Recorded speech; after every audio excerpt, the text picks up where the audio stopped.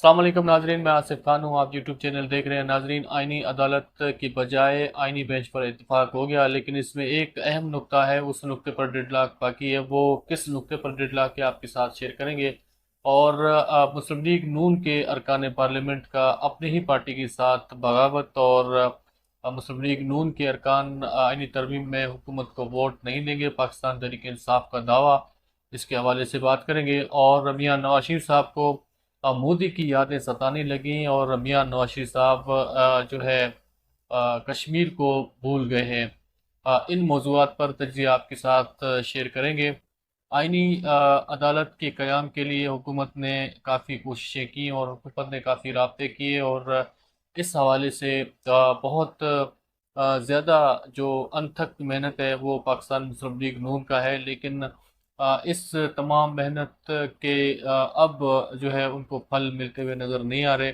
اور اب آئینی عدالت کے بجائے آئینی بینچ پر جو ہے حکومت کو راضی کرنے کے لیے اس وقت پاکستان پیپلز پارٹی اور مولانا فضل الرحمان جو ہے وہ کوشش کر رہے ہیں، لیکن میاں نواز شریف صاحب اب میرے خیال میں آئینی معاملات پہ اور اس عدالت کے قیام سے تھوڑا پیچھے ہٹ گئی، لیکن اب بھی مسلم لیگ نون جس منصور علی شاہ صاحب کا راستہ روکنا چاہ رہی ہیں، اور اسی لیے مسلم لیگ نون نے ابھی تک اپنے پلان بی جو ان کا ابھی آغاز کر دیا، اور اس پر جو ہے اس وقت مسلم لیگ نون متحرک نظر آ رہی ہے۔ اور مسلم لیگ نون کے جو سینئر رہنما ہیں اور وزیر اعظم شہباز شریف صاحب ہیں، وہ بھی اس حوالے سے ملاقاتیں کر رہے ہیں۔ آصف علی زرداری صاحب سے ہنگامی ملاقات کی شہباز شریف صاحب نے، اور اس کوشش میں کہ اب چلو آئینی عدالت نہ صحیح لیکن آئینی ترمیم ہو جائے، اور اس آئینی ترمیم میں جو چیف جسٹس آف پاکستان کی اپائنٹمنٹ ہے اس کی جو طریقہ کار ہے اس میں تبدیلی لائی جا سکے، تاکہ جس چیف جسٹس کے جو اس وقت منتظر جسٹس منصور علی شاہ صاحب ہیں سینئرٹی کی بنیاد پر، ان کا راستہ روکا جائے، کیونکہ مسلم لیگ نون اس وقت جسٹس منصور علی شاہ صاحب سے زیادہ خوفزدہ ہیں، اور ان کو یہ پریشانی لاحق ہے کہ جسٹس منصور علی شاہ صاحب اگر چیف جسٹس آف پاکستان بنے تو شاید پھر یہ تمام الیکشن میں دھاندلی کے کیسز کھل جائیں گے، اور پھر حکومت ہماری باقی نہیں رہے گی۔ تو اس لیے مسلم لیگ نون اب پلان بی پہ جو ہے کام کر رہی ہے، اور مسلم لیگ نون کی کوشش اس وقت یہ ہے کہ جسٹس منصور علی شاہ صاحب کو جو ہے وہ سپریم کورٹ کے چیف جسٹس بننے سے روکا جائے، اور اس آئینی ترمیم کا جو مسودہ ہے مسلم لیگ نون کا، وہ بھی جو پارلیمانی کمیٹی ہے اس میں پیش کیا گیا، اور اس میں یہی چیز ہے کہ جو سپریم کورٹ کی جو چیف جسٹس ہے اس کی اپائنٹمنٹ کے طریقہ کار میں تبدیلی لایا جا سکے، اور سینئر تین جو جج صاحب ہیں ان کی جو پینل ہے اس پینل میں سے کسی ایک کا انتخاب ہو، اور دوسرا جو سپریم جوڈیشنل کونسل ہے اس میں بھی کچھ تبدیلی جو ہے وہ ہے انہوں نے جو ہے اس ڈرافٹ میں ظاہر کی، لیکن اس ڈرافٹ میں جو اتفاق ہے مولانا فضل الرحمان کی جانب سے وہ نہیں کیا جا رہا، اور مولانا فضل الرحمان جو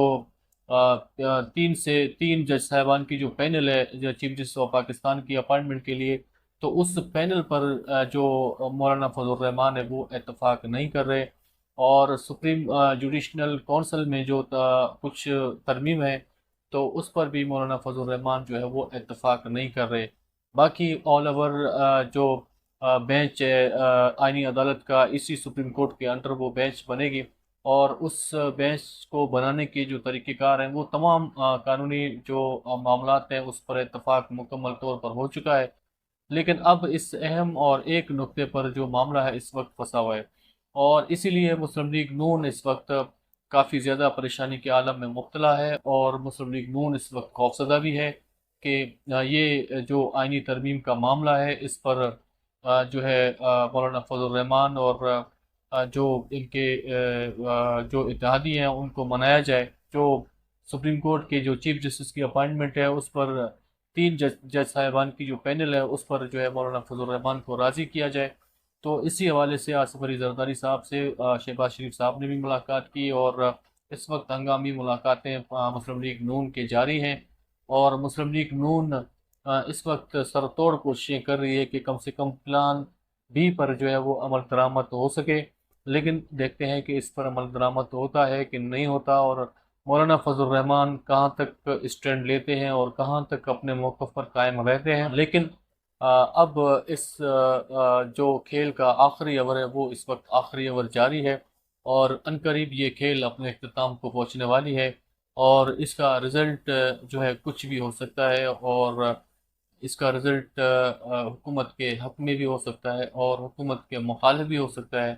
تو بہرحال دیکھتے ہیں اس حوالے سے کیا ہوتا ہے۔ اور آئینی ترمیم کے حوالے سے پاکستان تحریک انصاف نے دعویٰ کیا کہ مسلم لیگ نون کے 7 ممبران جو ہے اس آئینی ترمیم میں حکومت کا سپورٹ نہیں کریں گے، حکومت کو ووٹ نہیں دیں گے۔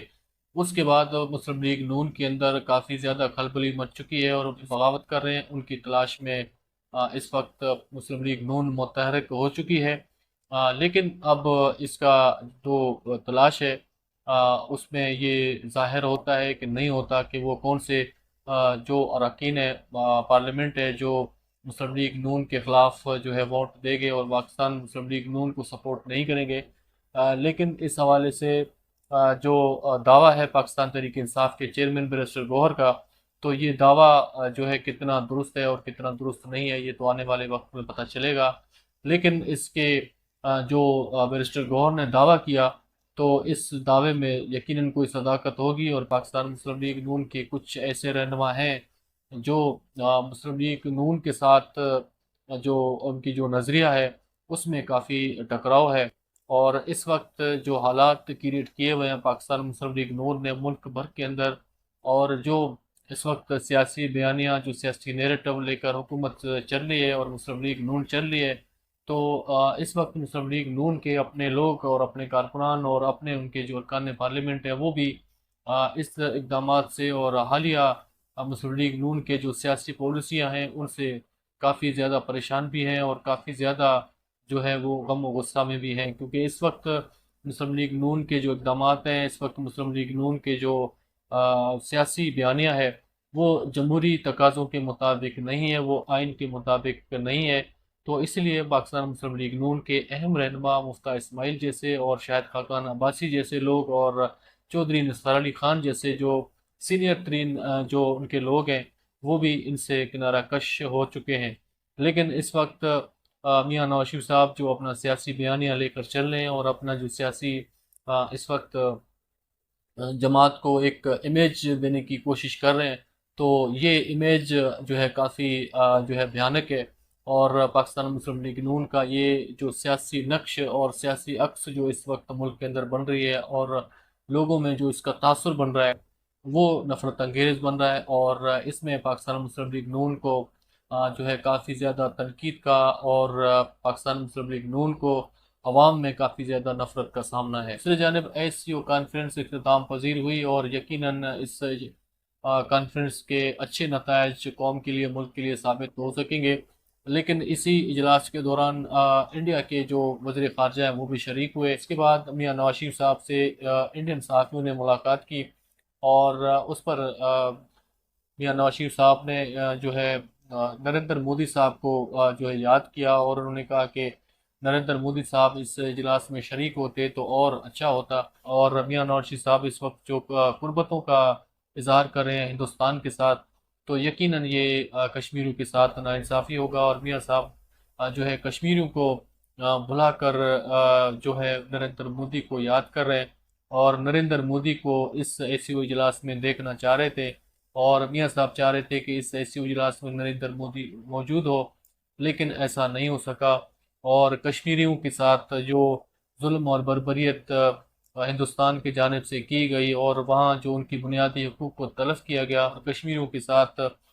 یقیناً یہ ایک ناانصافی پر مبنی جو ہے میاں صاحب کا بیان ہوگا۔ لیکن بہرحال میاں صاحب نے اپنے خواہشات کا اظہار کر دیا کہ ہندوستان کے ساتھ جو ہے وہ تعلقات بہتر ہوں اور ہندوستان کے ساتھ کاروباری لین دین بہتر ہو، جس کا خطے میں فائدہ ہوگا۔ میاں صاحب کے جو مودی صاحب کے ساتھ قربتیں ہیں، جو ہندوستان کے ساتھ ان کی لین دین ہے اور ہندوستان کے ساتھ جو ان کی کاروباری واسطے ہیں، اس حوالے سے ہر دور میں جو ہے وہ افواہیں اٹھتی رہی، اور میاں صاحب کو یہ کافی جو ہے تانے ملتے رہے کہ میاں صاحب کے جو ہندوستان میں کاروبار ہیں ان کے ساتھ جو تعلقات ہیں، جو کاروباری ان کے تعلقات ہیں، اس حوالے سے میاں صاحب کے اوپر کافی الزامات جو ہے وہ لگتے رہے، اور اس حوالے سے میاں صاحب کو کافی تنقید کا سامنا بھی رہا، لیکن حالیہ دنوں میں میاں صاحب کا جو ہے مودی صاحب کو یاد کرنا اور ہندوستان کے ساتھ بہتر تعلقات کے قیام کی خواہش کا جو ہے اظہار کرنا کہ یقیناً کشمیریوں کے ساتھ جو ہے یہ ناانصافی ہوگی، اور کشمیریوں کے ساتھ یہ ناانصافی پر مبنی جو خواہش ہے میاں صاحب کا وہ ہوگا۔ دوسرے جانب پاکستان تحریک انصاف نے ملک بھر میں جو آئینی ترمیم ہے اس کے خلاف احتجاج کا اعلان کیا، اور آج یہ احتجاج جو ہے پورے ملک کے اندر پاکستان تحریک انصاف کی جانب سے کیا جائے گا۔ اب دیکھنا یہ ہے کہ اس احتجاج میں پاکستان تحریک انصاف کے کارکنان کتنے نکلتے ہیں اور پاکستان تحریک انصاف کے سپورٹرز کتنے نکلتے ہیں، اور اس وقت پاکستان تحریک انصاف کے کارکنان کے اندر، پاکستان تحریک انصاف کے سپورٹرز کے اندر جو قیادت کے حوالے سے تحفظات ہیں وہ اپنی جگہ پر موجود ہیں، اور گزشتہ